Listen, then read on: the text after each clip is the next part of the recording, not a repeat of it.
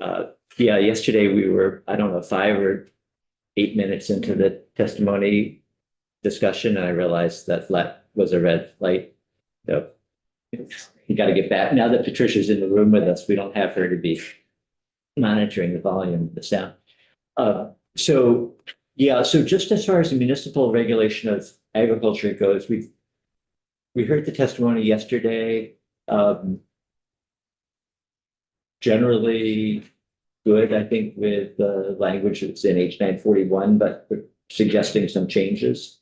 And while we've got a few minutes, if anybody had a chance to think about that, either in the moment or overnight and wants to weigh in, I think there were some suggestions that I thought made a lot of sense, and then some others that we hadn't heard about before. Michelle, did you have anything? Yeah, I can go. So in looking at what we heard testimony on earlier in the day, I liked the way Carolyn framed she was talking about the right to grow food.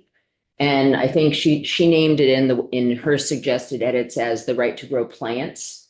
And then she had some other things that she wanted. I think having the right to grow plants, that language I think it doesn't cover everything in terms of our original right to grow vegetables, because it doesn't include like potted plants and tents. Like it doesn't cover everything we wanted, but I think adding that is still useful.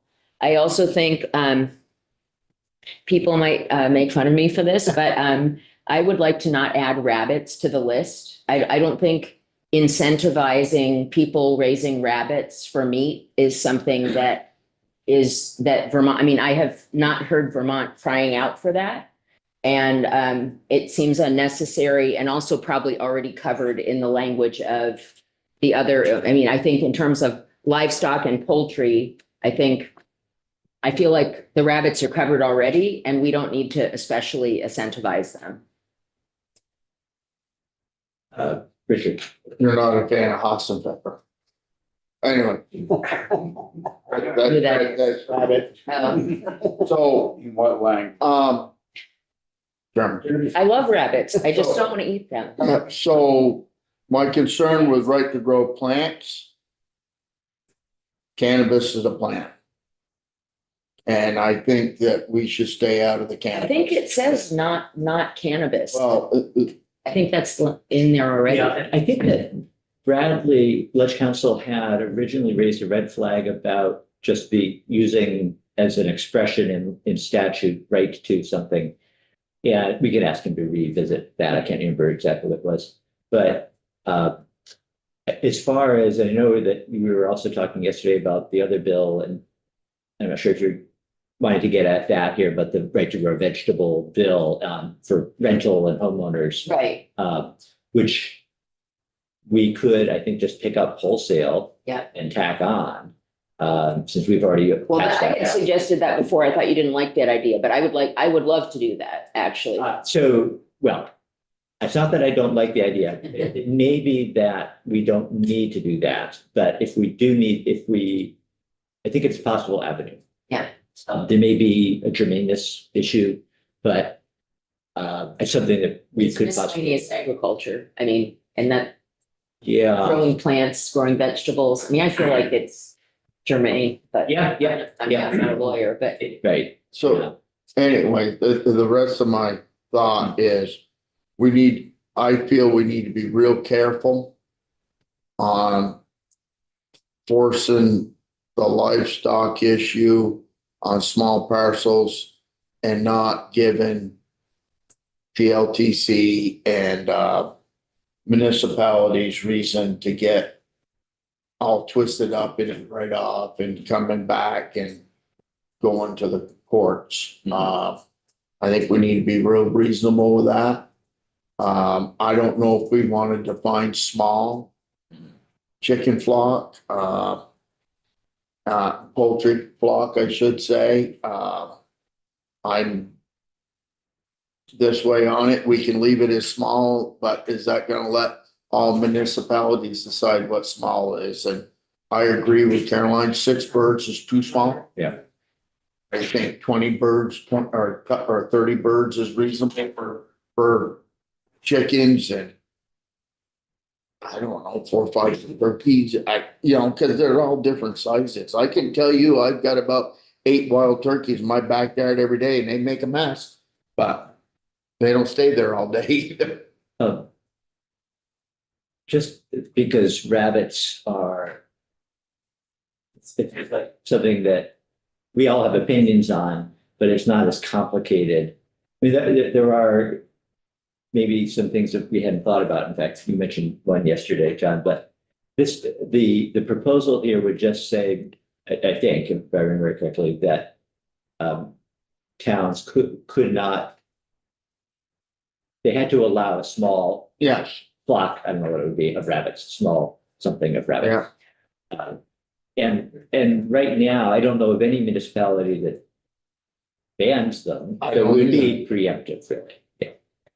Chair, you know, with all due respect, Michelle, I think extracting rabbits from the bill, It's not in yet. That was a suggestion that we added. I just think it reflects sort of a cultural bias. I'm actually with you. I've eaten rabbit in France, but it's not something that's in my, like in Europe, France, through the Czech Republic, all over. It's very common in suburban backyards to have caged rabbits, including relations of mine.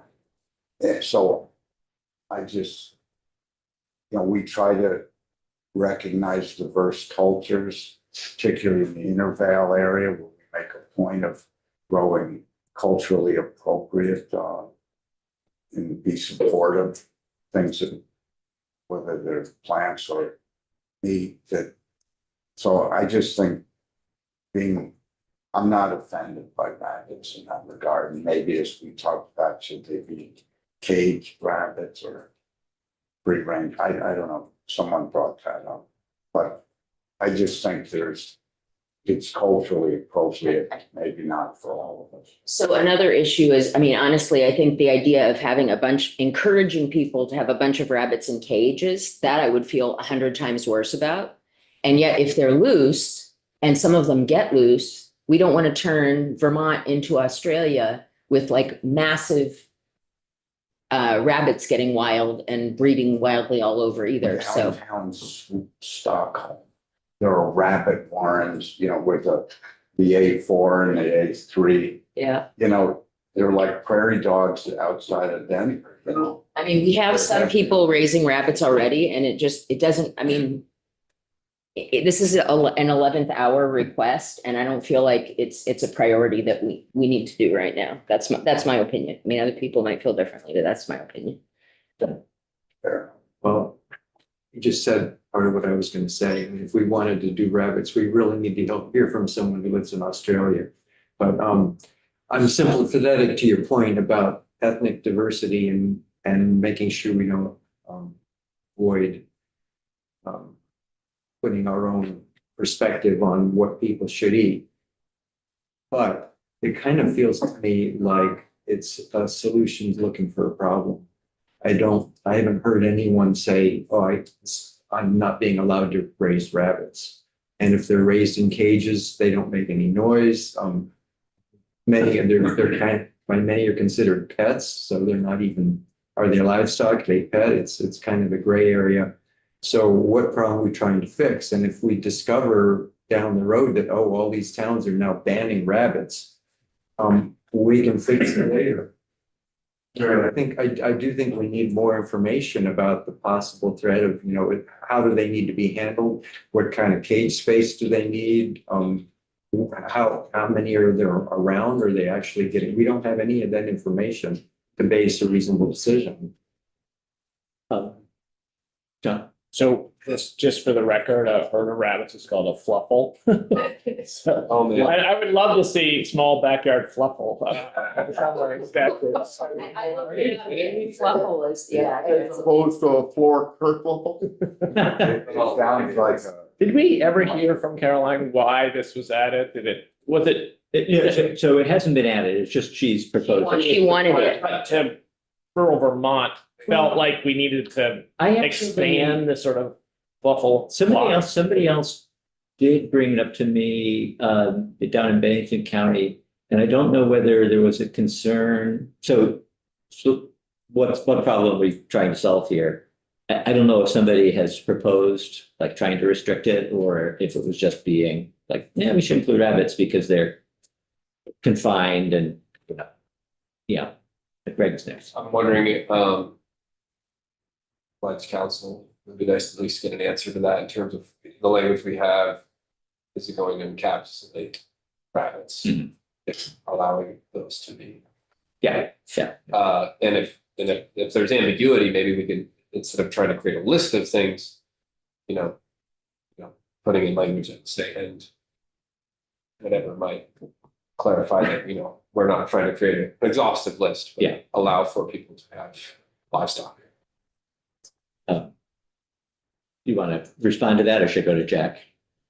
Jack, Go ahead, I John. was just one of those groups that came in to testify when I first got here against the rabbit raiser Yes, from like Westford or something that was concerned that she couldn't have her rabbits, and so I guess they had less than an acre or something. okay, good point, yeah.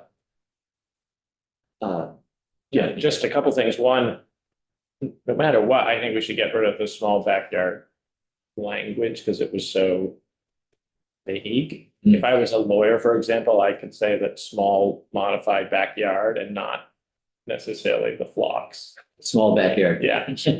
we definitely got. So.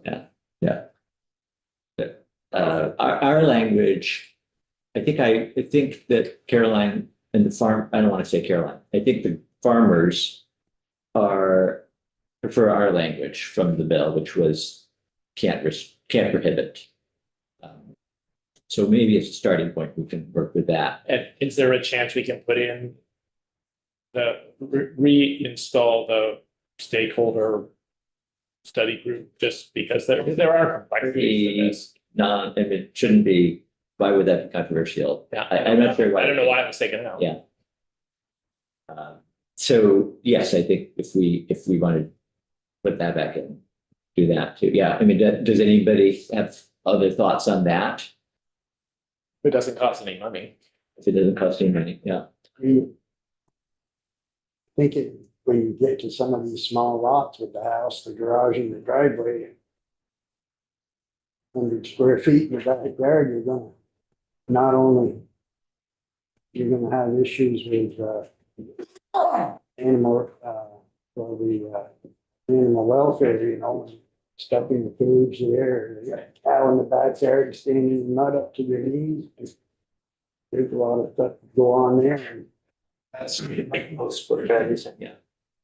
And the current, remind me, the current language right now is from 1 to 4 acres. That's where agency of ag would have some jurisdiction in determining whether or not it's causing a water quality issue. Is that correct? Yeah, I think that in 1 to 4 acres, a farm, somebody raising animals could go to the agency and say, I want you to regulate me under the wraps.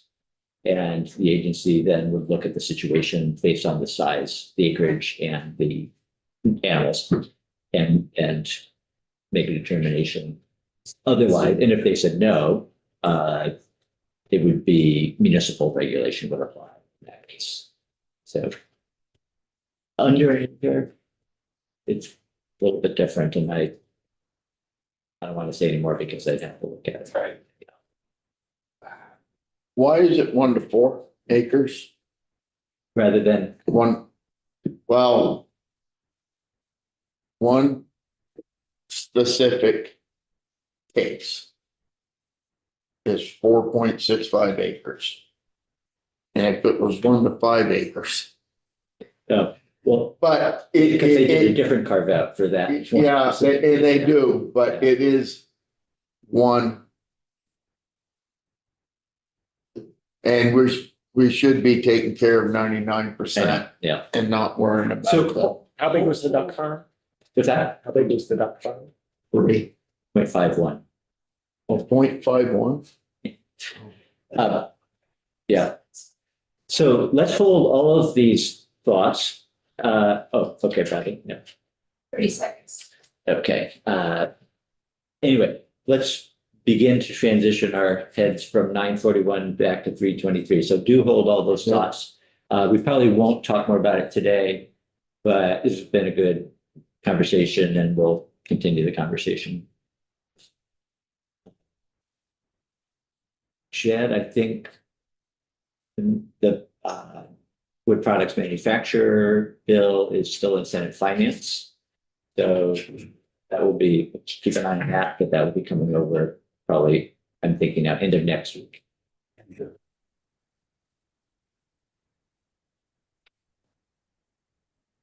Okay, Bradley. Oops, sorry.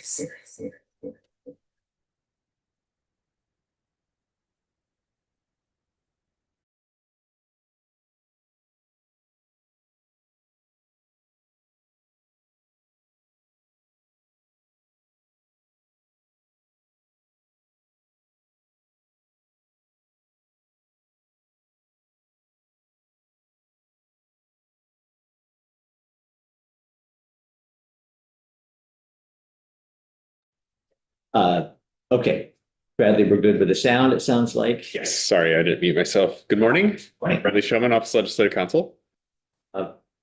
Burning the midnight oil. Thank you for staying last night and for being up early. No problem. Okay, so there have been some changes to S323. So this version, version 1.2, is the version that includes all of the amendments that the committee has discussed, just in one place, in their latest forms, and it also includes changes to seed law. So I can focus here on the changes, and what I'll focus here on the changes. So let me scroll down to the seed law. So the seed law changes have been pared back to just conforming changes from what from based on the instruction I received from Chair Durfee. And so we are on the bottom of page 5 is where the seed law changes start. And Page 5. yeah, at the bottom of page 5. Okay.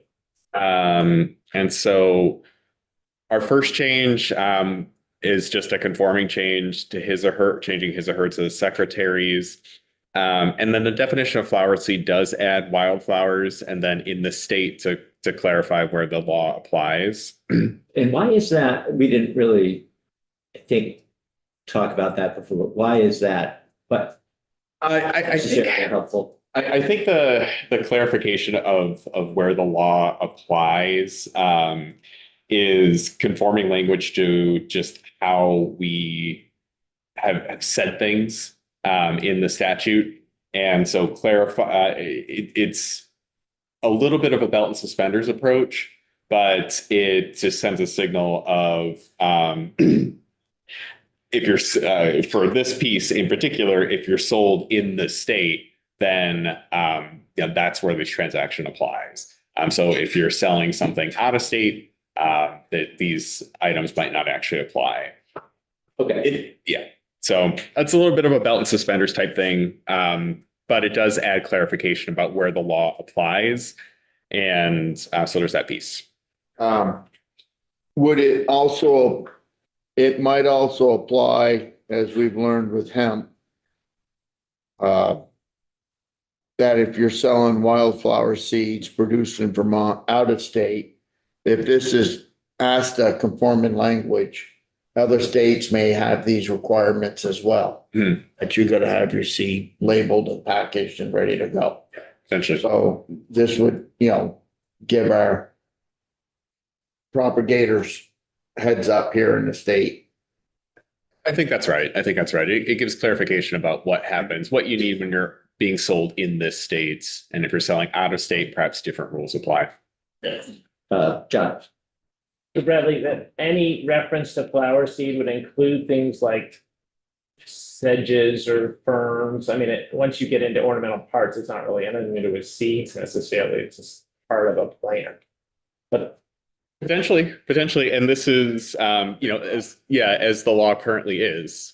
And so this would just add the wildflower pieces. Okay. And there's in addition to the labeling requirements piece. And so this is being carried over from S323. So each container of agricultural flower and vegetable seeds that is sold in the state for sowing purposes shall be labeled, and all labels shall include, and then it goes into say all bins and other bulk displays of agricultural flower, grass, and vegetable seeds or mixtures of described seeds shall be labeled with the same information that is required to be on containers of agricultural flower or vegetable seeds as applicable. So if you're buying them in bulk, they have to have the same information as if you were buying it individually packaged.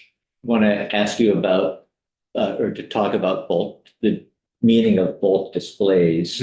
But first, Representative Nelson.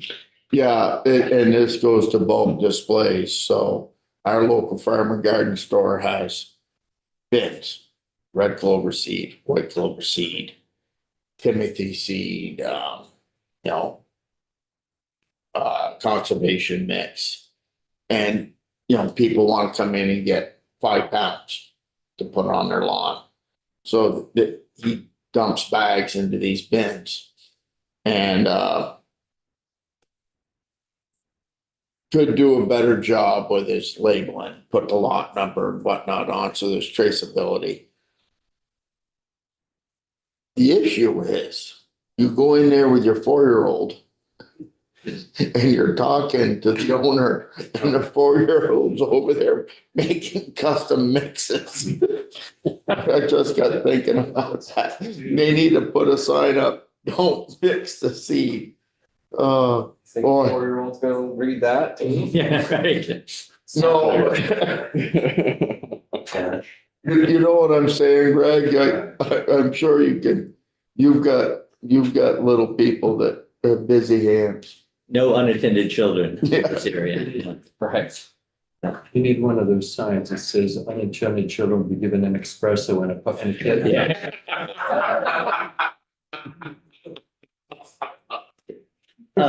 All right, so Good. halfway down or on line 19, actually, the word container. Mhm. Is container defined? So I guess seeds, if they're not sold in bulk, they're sold in something. Mhm. And that would be a container. So like a packet would be a container Potentially, if that's how it's sold. and something larger than a packet for commercial purposes. Okay. Ordinarily with terms that are not defined in statute explicitly, a person looks at the plain meaning of a given term, and that's how a judge would look at the situation, right? It's like, okay, there isn't a definition section for this specific word, so let's try and look at the plain meaning. They might look at a dictionary, they might look up how a term is used in a specific industry or things of that sort, and they'll try and kind of define it in that way. So I think it is safe to assume that, a container as it's normally understood would fit this definition. What are other bulk displays likely to be for the folks in the room who might be customers, seed customers? 40-pound bags, 15 pounds. Yeah. I don't think that's a bulk. Is that a bulk? Well, so at one store in town, and I'll do my best to leave names out. They sell seed and they have it in, aluminum or steel, garbage cans with a lid on top. Okay. It has the name of the seed and they have a scoop there and a roughly accurate scale so you can weigh out the seed you want to get. Then you go up front and they weigh it on a certified scale and it says this scale is not certified, weigh your seed up front. But gives them a rough idea how much seed they're getting. At another store, they're selling seed potatoes, but they open the bag And they have the bags sitting there instead of bins, so you take out the seed potatoes you want and the tag's right on it, so they don't have to worry about making sure that that tags with the different seeds. And it has all the information on the tag, with the seed certified. So that's the different ways I've seen bulk, and then some people have these boxes, you know, and they dump a 50 pound or 70 pounds of seed right into a box and 1, 2, 3, 4. It's, Okay. And I think the 50-pound bag would be a container rather than a bulk. Yeah. Yeah, okay. Because it's got a label on it. yes. Okay, John, Can, I'm just trying to remember exactly what was in there. What is it we've removed in this draft? from this particular section, Distribute. The seed stuff. well, there were like 20 pages of seed stuff, so we removed everything that was not either very straightforward. Clearly, we could imagine what the consequences would be. Or if it was just language related to gender, for example, or like above where we had the secretary. So we've taken 20 pages and turned it into a page and a half. Is that? I think I might have been exaggerating. Well, I said about 20, but okay. Yeah. They took out all the language about redistributing Yeah. seed. Yeah. I So, remember generally what it was, but not Yeah, specifically. so, yeah, I mean, we can look at that if it would be helpful, in the interest of time. Maybe we just go through this and then we come back and, yeah. in my industry, there's already protections on that soy and corn seed, and it's all there, right on it when you buy it. All right, Bradley, let's go to the next page. And then so this is some more conforming changes. The language here on his or her number 1, sold seed without paying the seed tonnage or registration fee under the under section 648, which goes through inspections and the fee requirements of this title. So it's just changing the language there. Just, that's the end of the seed part. And that's the seeds part. Just want to flag, and we can come back to it, whether registration is currently in there. Okay. All right, got it. And that's it for seeds. All right. John, So what is this doing that new to the seed world? So this is, I mean, the biggest change here, I mean, I think the substantive changes would be adding wildflower seeds to the definition of flower seed. Making a requirement to label bins and bulk displays. And this does not appear to be substantive. The sold seed without paying the seed tonnage or registration fee under this section. The fees weren't changing under the bill. I mean, the fees don't change under this bill anyway, so that's been taken out entirely. So it's does not appear to be substantive based on my review here. So the very limited changes. yeah, or Jack, go ahead. So how is this gonna be like policed or enforced? And is it gonna be complaint driven? Typically, So you go and feed your field or your garden and you mulch the hay, get all these weeds from the hay. Start blaming the seed guy. oh, yeah, I think have we taken that part out? Which part? How do you enforce it or not? Oh, the noxious weeds, that's out. So it's just the definition is the definition under current law. But basically the secretary will, it's mostly complaint based. And there are some inspections for invasive species and plants and things of the sort. And they have their like noxious weed list of things. I'm not too positive on how extensive their review is in terms of, on their own impetus going out, but a lot of it is complaint based. And none of that is changing now. Under siege, Steve Dwinell and Dave Hoover's group, they go around not only checking pesticide applicators, but they also check fertilizer and whatnot, and they do pop in to track, not using stores that sell seeds and whatnot, and check their requirements that are up to snuff. Just that the label was there. on- Yeah, and check their bags and whatnot, and make sure things are up to snuff. Michelle, So I heard from Maddie at NOFA that she actually had been hoping that they would leave in one of the sections, which apparently got taken out. It's about reporting on genetically engineered and treated seeds.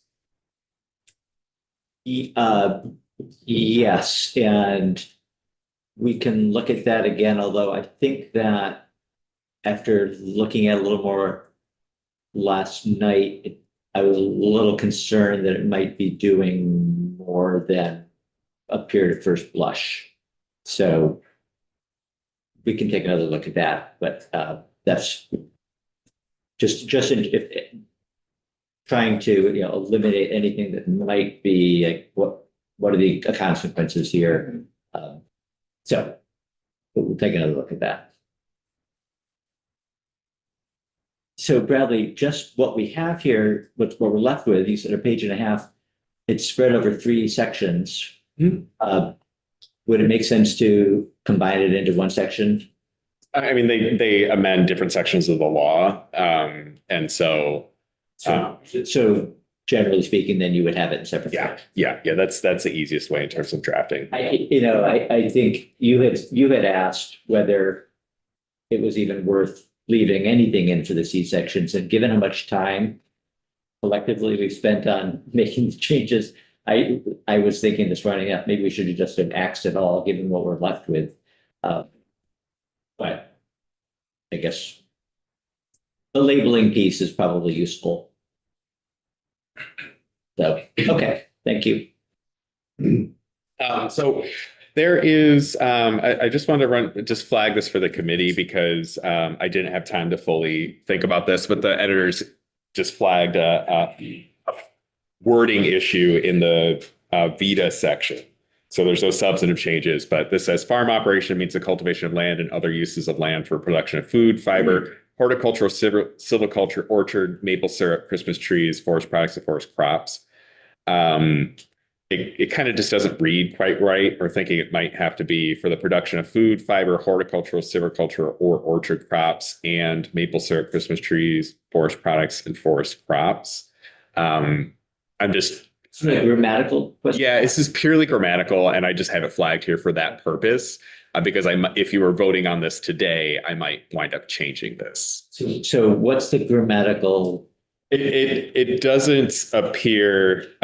So farm operation means the cultivation of land and other uses for land for the production of food, fiber, horticultural, silviculture, orchard, maple syrup. We're feeling like it has to be, orchard crops, or something, and have like a different conjunction in there. Okay. It's not 100% accurate. Okay. All right. So We'll play with it just a touch, and I might confer with try and confer with Jennifer Emmons Butler, but Representative Nelson.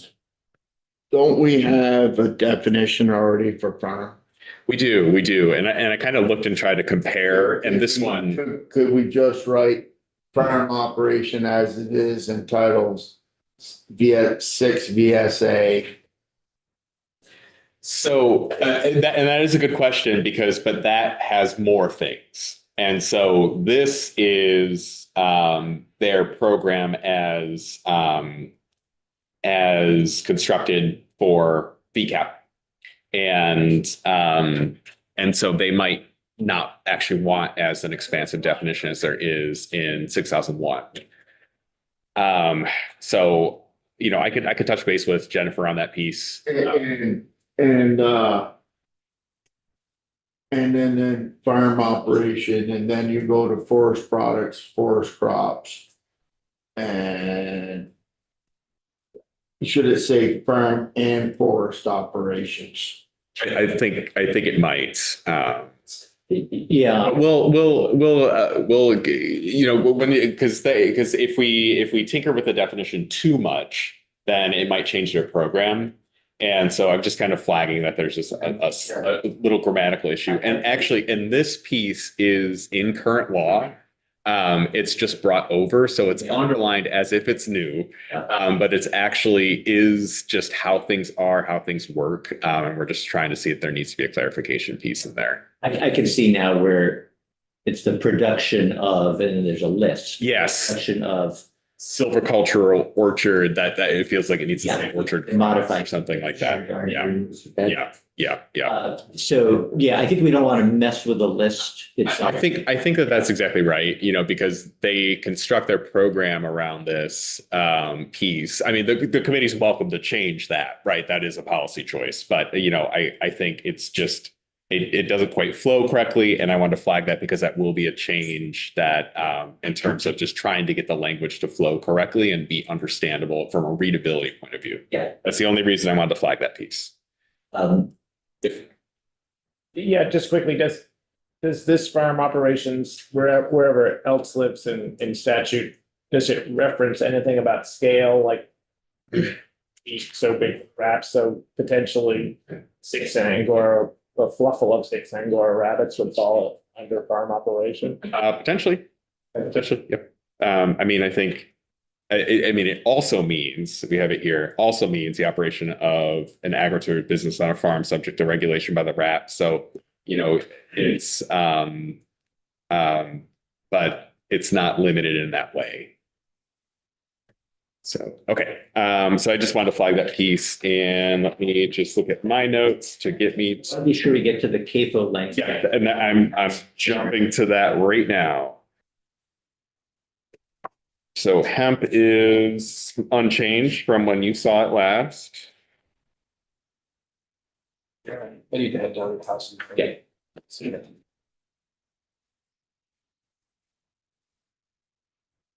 Be brave. Okay, CAFOs, page 32.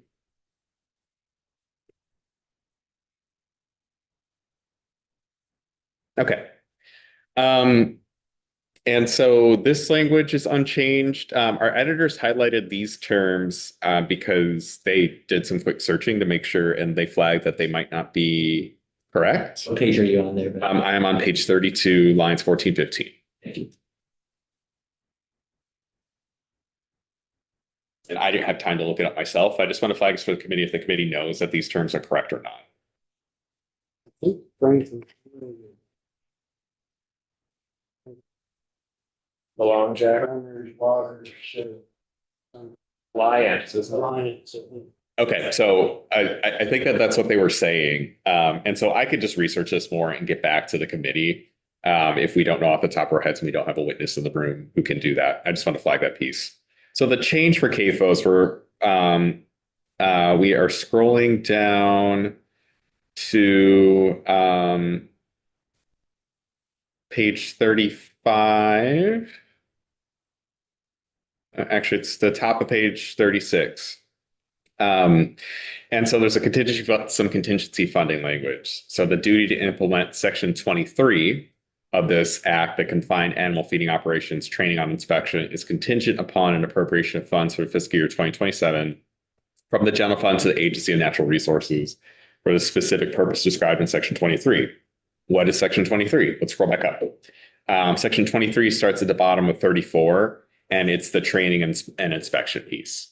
And so, so this is the section that says on or before December 1st, 2026, is the Secretary of Natural Resources shall contract with a third-party consultant to do all these things.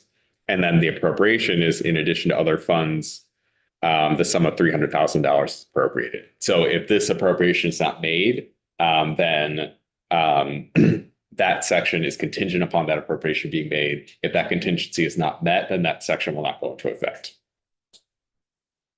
What if so the appropriation, let's say arguably, isn't made in the budget Mhm. and we depart sometime in the next few weeks.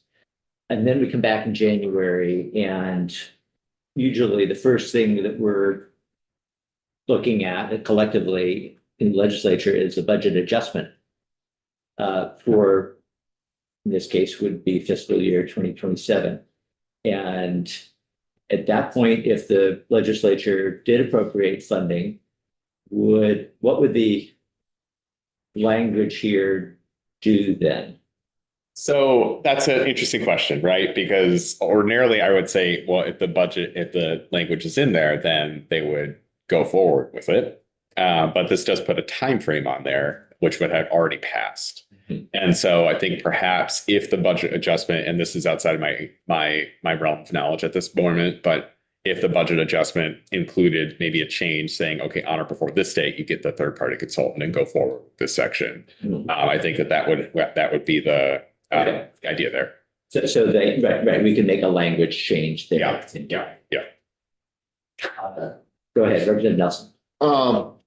Again, on or before December 1st, the secretary shall contract with a third-party consultant. There will be no inspections until June. You're not gonna go out and inspect in 3 feet of snow. So- You're not gonna do a lot of training in 3 feet of snow. If they do on-site training. There could be some classroom training, but, so. I think that date could be changed to February 1st and give us a chance for the BAA to come through. And see, and $300,000 for 1 year. I want to be the trainer for that kind of money. Defer to my left on that. Jared and I will share it. We will train together.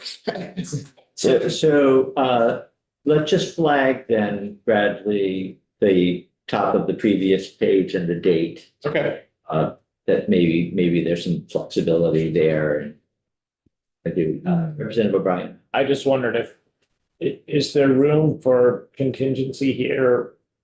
Or is it all, it's a 300,000 or nothing, if that appropriation doesn't go through, or if there were negotiations and they said, like, we can do 100, what happens? It is for only 10 inspections.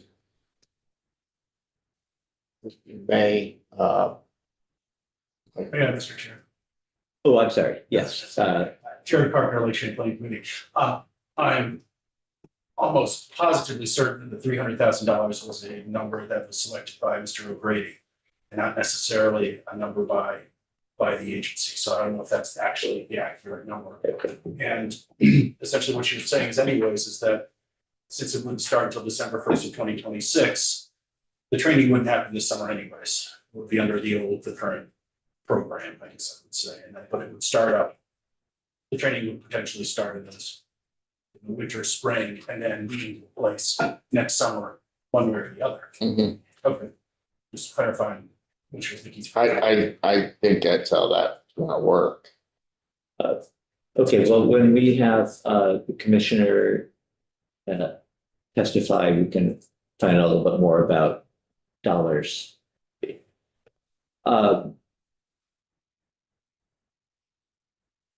Okay, so those are the only changes, I think, to the amendment language. And then there is the last section, which I think we can.